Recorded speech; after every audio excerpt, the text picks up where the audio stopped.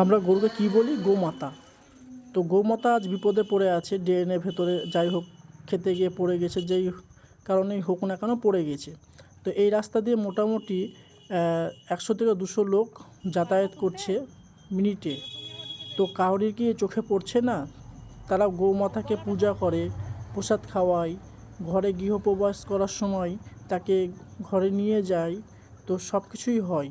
কিন্তু আজ যে বিপদে পড়ে আসে তাকে উদ্ধার করার জন্য একটা লোকও এগিয়ে আসছে না। এটা কী ধরনের মানসিকতা যে যেই গোমাতাকে আমরা পুজো করি বা সবাই পুজো করে, তো তারাই আজ তাকে দেখে দূরে সরে যাচ্ছে।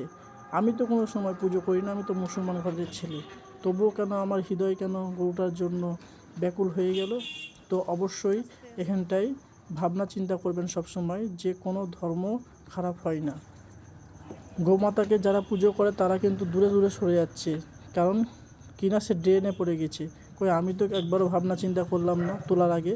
তো অবশ্যই আপনারা ভালো মানসিকতা নিয়ে আসবেন, আর কোনো সময় হিন্দু মুসলমান নিয়ে ঝামেলা করবেন না, কারণ হচ্ছে পশু সবারই জন্যই তৈরি।